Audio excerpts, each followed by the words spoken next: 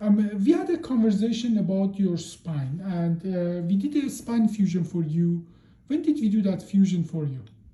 That was 11/26 of 19. 2019. 2019. Okay, about almost 1.5 years ago. Yes.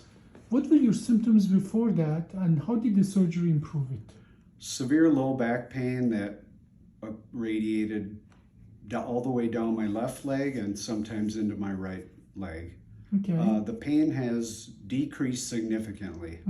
When did that pain get? Did it get better? It has taken some time. It just has gradually gotten better over time.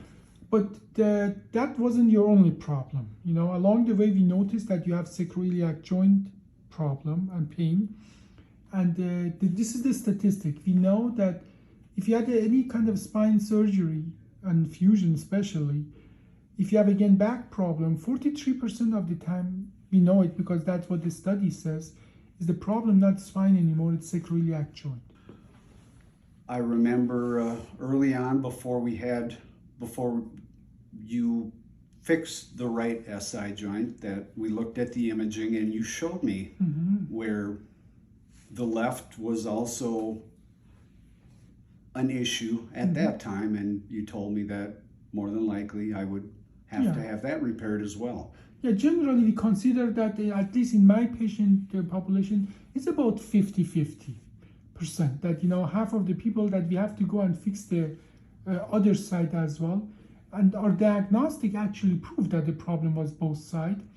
Now, actually the good point here is that once we fix one side, people can use that side more, and that take the pressure off, and we don't even have to do the other side. But sometimes we actually have to go and fix the other side, and that chance is 50-50 usually. And there is as well something, the question you ask about that your pain goes back and forth, or it's on both sides, can be on both sides, even though after we fix the right side. Can you just tell me what question did you ask me about your pain being as well, having pain on the right side? Yeah, I asked about the pain on the right side, which comes and goes, and wondering if it was unrelated to the left or if it was coming from the right side.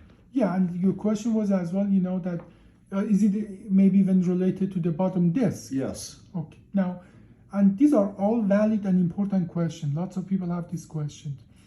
If it's related to the lumbar spine or not, for that we do pictures like this, like myelogram. And here I don't see any really dark side here, and I see the bone is growing where we did the surgery, massively bone growth. So it is not impossible, but it's unlikely because bone is growing here. And I don't see anything here. Is the white is the contrast, dark are the nerve, and I don't see anything directly pushing on the nerve. So it's much less likely that's a problem. Now, obviously we did the surgery for your right sacroiliac joint here. And bone, this is almost 6-month-old picture, but bone is growing very nicely. So it is, I don't see any screw loosening that would explain why the pain would be coming on the right side.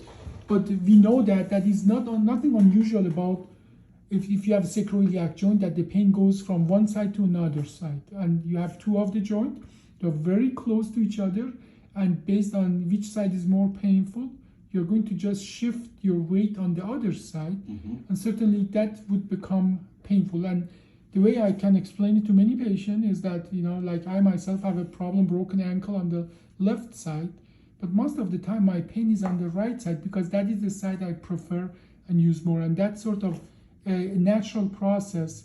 And obviously when the right side become more painful, I stop using it, I give it a rest, and it gets better. And I think in your case we are dealing with something very similar. Yes, very similar. I think something that I can say that we did, we made the big surgery, such a small surgery that we made the open spine surgery that was at par with heart surgery to a small enough of a surgery that is like going to a dentist.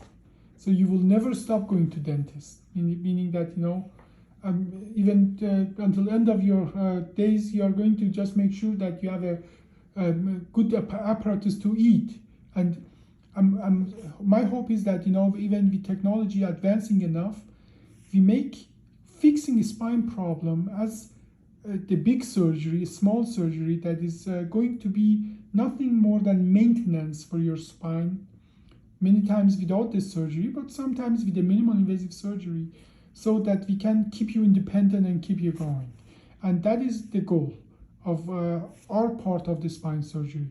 Not to stop the time, not to stop the aging process, but make it that fixing less invasive and more tolerable and faster recovery, so people can you look at it more like a maintenance thing than a big horrible surgery that it used to be. Sure. I would like to add that I would not have even considered having low back surgery prior to hearing about your OLLIF procedure that you developed.